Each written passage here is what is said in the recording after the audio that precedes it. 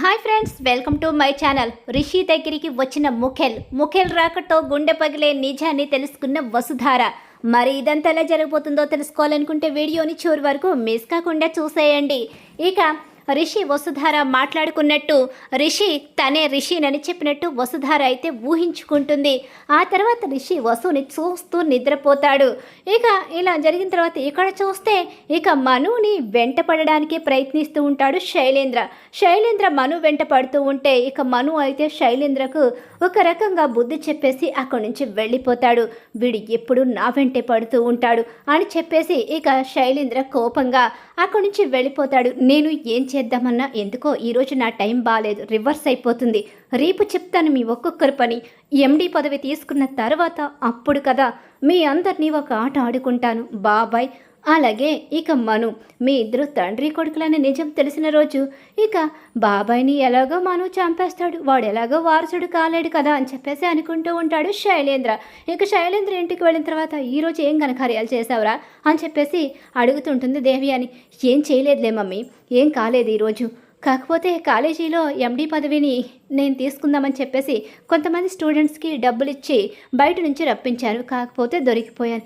ఎందుకురా ఈ ప్రతిదీ ఇలాంటి తింగర పనులు చేస్తూ ఎందుకు ఇలా ప్రవర్తిస్తున్నావు? నేను చెప్తూనే ఉన్నాను కదా కాస్త ఓపిక పట్టమని.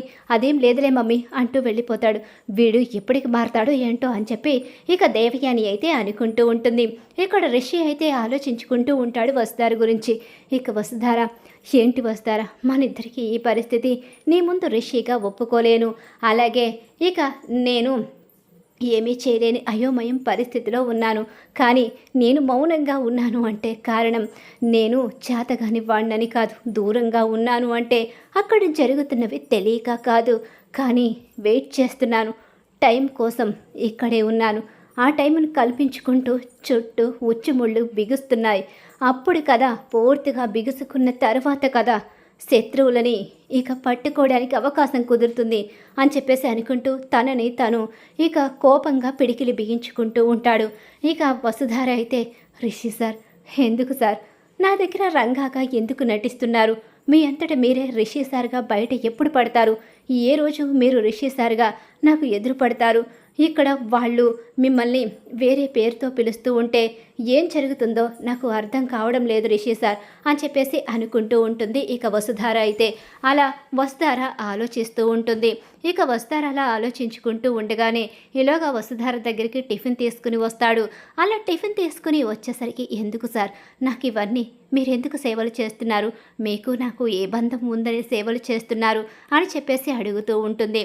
అలా అడిగేసరికి నాకు నీకు ఏ బంధం ఉందో ఇక ఆ దేవుడు అలాగే నిర్ణయిస్తాడు. ఎందుకు తొందరపడతావు? నువ్వు తొందరపడి ఇప్పుడున్న పరిస్థితుల్ని మార్చుకోవద్దు అని చెప్పేసి ఇక రిషి చెప్తూ ఉంటాడు. భోజనం చేశావు, అలాగే ఈ టిఫిన్ కూడా నా చేతుల మీదుగా చేస్తావని తెచ్చానని చెప్పేసి రిషి అంటూ ఉండగా మనసులో ఉన్న ప్రేమని బయటికి కనిపించనివ్వకుండా కళ్ళల్లో చూపిస్తూ చాలా బాగా కవర్ చేస్తున్నారు రిషి సార్. అది ఎప్పుడు బయటపడుతుందో అని చెప్పేసి అనుకుంటూ ఉంటుంది. ఈలోగా సరోజ తన బావ కోసం టిఫిన్ అయితే తీసుకొస్తుంది. నేను నీ కోసం నీ వెంట పడుతుంటే నువ్వు తన వెంట పడుతున్నావు అని చెప్పేసి సరోజ అడుగుతూ ఉంటుంది. అదేమీ లేదులే, తను ఉదయం ఏమీ తినలేదని చెప్పేసి తీసుకొచ్చాను, రాత్రి కూడా సరిగ్గా భోజనం చేయలేదు, నువ్వు చూసావు కదా అందుకే తీసుకొచ్చాను అని చెప్పేసి అంటూ ఉంటాడు. ఇక రిషి అయితే ఇలా వాళ్ళిద్దరూ టిఫిన్ చేసేసి అక్కడి నుంచి రిషి వెళ్ళిపోతాడు. ఆ రోజు సాయంత్రం రిషి ఇంటికి వచ్చేసరికి రిషి కోసం గుమ్మం దగ్గర ఎదురు చూస్తూ ఉంటుంది వసుధార. ఎందుకు వసు ఇంకా నా మనసుని బాధపరుస్తున్నావు? నువ్వు నా కోసం అలా ఎదురు చూస్తూ ఉంటే నిన్ను దగ్గరికి వచ్చి హగ్ చేసుకోవాలని నా మనసుకి అనిపిస్తుంది, కానీ ఎందుకు దూరంగా ఉంటున్నానో నాకే అర్థం కావడం లేదని చెప్పేసి ఇక రిషి అనుకుంటూ ఉంటాడు. మరునాడు ఒక రోజున ఇక ఇక్కడ మహేంద్ర రిషి కోసం బాధపడుతూ ఉండగా మను మహేంద్ర దగ్గరికి వస్తాడు. ఎందుకండి సార్, బాధపడకండి, తప్పకుండా రిషి సార్ని తీసుకుని వస్తారా మేడం, వస్తారని నా మనసుకి ఎందుకో అనిపిస్తుంది. వసుధార మేడం ఏదైనా అనుకుంటే తప్పకుండా సాధించుకుంటా వదిలిపెట్టరు, అందుకని ఇక వస్తారా మేడం, వస్తారు, ఎదురు చూడండి, మీ రిషి సార్ కూడా వస్తారు అని చెప్పేసి అంటూ ఉండగా నీ మాట నిజమే, నా కొడుకు రిషి తిరిగి వస్తే అంతకు మించిన ఆనందం నాకేమీ లేదని చెప్పేసి అంటూ ఉంటాడు. అలా వాళ్ళిద్దరూ మాట్లాడుకుంటూ ఉంటారు. ఇక ఇక్కడ ముఖేల్ అయితే రిషిని కలవడానికి వస్తాడు. ముఖేల్ ముఖేల్ని గబగబా బయటికి తీసుకుని వెళ్ళిపోతాడు. ఎవరొచ్చారు, ఎవరిని సార్ బయటికి తీసుకువెళ్తున్నారు, ఎవరని చెప్పేసి వెనుక నుంచి చూస్తూ ఉంటుంది. ఈలోగా ముఖేల్ అలాగే రిషి ఇద్దరు మాట్లాడుకున్న మాటలు కూడా వినిపించవు ఇక వసుధారకైతే. ఇక సరే వెళ్ళొస్తాను సార్ అని చెప్పేసి అంటూ వెళ్ళబోతూ ఉండగా ముఖేల్ని చూసేస్తుంది. ఒక్కసారి షాక్ అయిపోయి ఉండిపోతుంది. సార్, ముఖేల్ సార్, మీరు మీరు ఇక్కడికి మీరు వచ్చారు అంటే రిషి సార్ ఇక్కడ ఉన్నారని మీకు తెలుసు కదా, ఎందుకు రిషి సార్ రంగాగా ఉన్నారు, మీరు ఎప్పుడు వచ్చారు మేడం, సార్ మేడం ఎప్పుడు వచ్చారు, మీరు చెప్పలేదేంటి అనేసరికి తలదించుకుని నిలబడతాడు. మేడం మీరెందుకు వచ్చారు, పదండి మేడం వెళ్ళిపోదాం, ఇక్కడ రిషి సార్ ఉన్నారని ఎవరికి తెలియకూడదు. అంటే ఆయన రిషి సారే కదా, అవును రిషి సారే, మరి చనిపోయారని ఎందుకు మావయ్యకి రుజువు చేశారు, అవును ఆ రోజు రుజువు చేయకపోతే నిజంగానే రిషి సార్ చనిపోయేవారు, ఆ శైలేంద్ర చేసిన దుర్మార్గానికి రిషి సార్ బలైపోతారని రిషి సార్ని ఇక మేమే కంట్రోల్లోకి తీసుకుని రిషి సార్కి వైద్యం చేయించి ఇక్కడికి తీసుకొచ్చాను.